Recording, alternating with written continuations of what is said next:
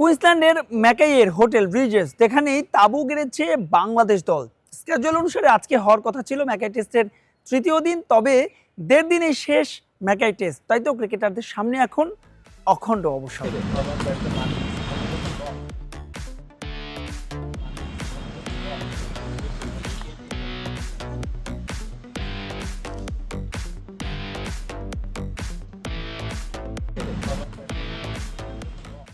আমি 2000 সাল থেকে রেগুলার ক্রিকেট খেলছি ইন্টারন্যাশনাল ক্রিকেটে, তারপরে অফিসিয়াল হিসেবে অনেক দেশে গিয়েছি, অনেক সফর করেছি।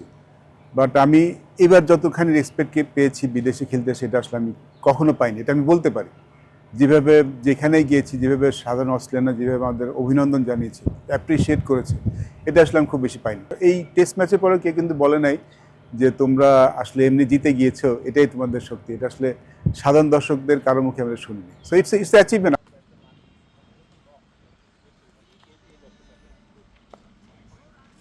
সেকেন্ড টেস্ট ম্যাচের লেসন যদি বলেন, অবভিয়াসলি যে কোনো টেস্ট ম্যাচের ফার্স্ট ইনিংসটা খুব ইম্পর্টেন্ট হয়। ফার্স্ট ইনিংসে পিছিয়ে গেলে আসলে টেস্ট ম্যাচটাতে যতই ভালো করুন টিকে থাকাটা খুব মুশকিল হয়।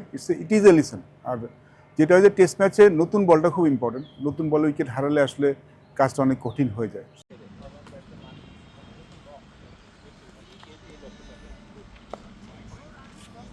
তেইশ বছরে প্লেয়ার হিসেবে এসেছিলাম, এবার অফিসিয়াল হিসেবে আসছি।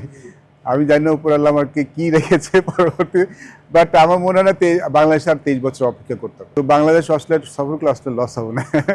এবং আমার মনে হয় যদি আমরা সিডনি কিংবা বড় শহরগুলোতে খেলি, যেখানে বাঙালি কমিউনিটি আরও বড়, আই থিঙ্ক গ্যালারি কখনো মানে এমটি থাকবে না।